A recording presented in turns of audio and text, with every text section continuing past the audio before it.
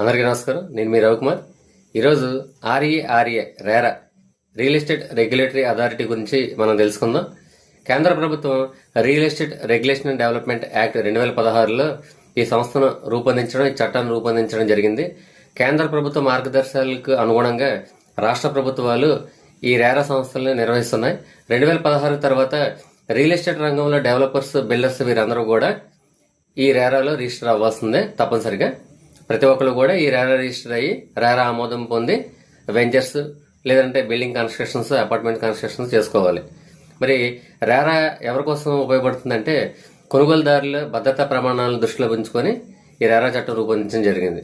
మరి ఈ రేరా యొక్క విధులు ఏ విధంగా ఉంటాయి, నిబంధనలు ఏ విధంగా ఉంటాయి మనం చూసినట్లయితే దీని ట్రాన్స్పరెన్సీ ఒకసారి చూద్దాం. మనం ఎవరైతే డెవలపరు దీనికి సంబంధించిన ప్రాజెక్ట్ టోటల్ డీటెయిల్స్ ఇవ్వాలి, ప్రాజెక్ట్ సంబంధించిన లేఅవుట్స్, ప్రాజెక్ట్ టైం లైన్ ఎప్పటికి కంప్లీట్ చేసేస్తారు, ప్రాజెక్ట్ సంబంధించిన ఆర్థిక లావాదేవీలని ఎప్పటికప్పుడు కూడా ఈ రేరాకి తెలియజేస్తూ ఉండాలి.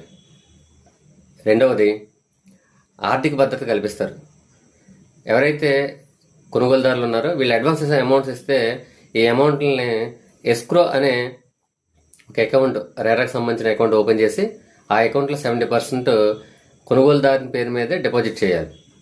డిపాజిట్ చేసిన అమౌంట్ ప్రతిసారి కూడా ఆ కన్స్ట్రక్షన్ నిమిత్తమే విత్డ్రా చేయాలి. విత్డ్రా చేసినట్టు ఈ రేరాకి చూపించాలి మనం.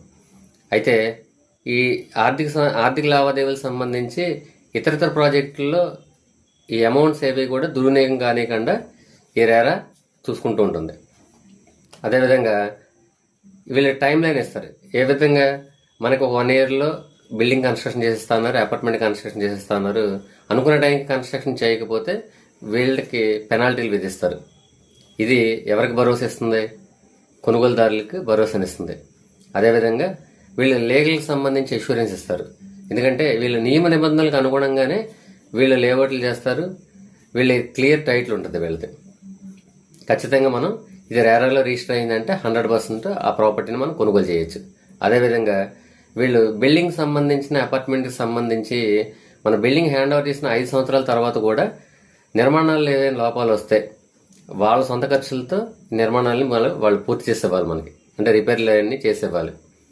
ఈ విధంగా రియల్ ఎస్టేట్కి సంబంధించి రేరా అనే ఏదైనా రిజిస్టర్డ్ వెంచర్స్ ఉన్నా సరే, అపార్ట్మెంట్స్, బిల్డింగ్స్ ఉన్నా సరే తప్పనిసరిగా మనందరం కొనుగోలు చేయొచ్చు.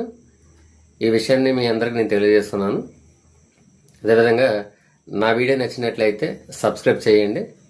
ఈ వీడియో ఇన్ఫర్మేషన్ బాగుంది అనుకుంటే చాలామందికి ఈ వీడియోని షేర్ చేయండి. అందరికీ ధన్యవాదాలు.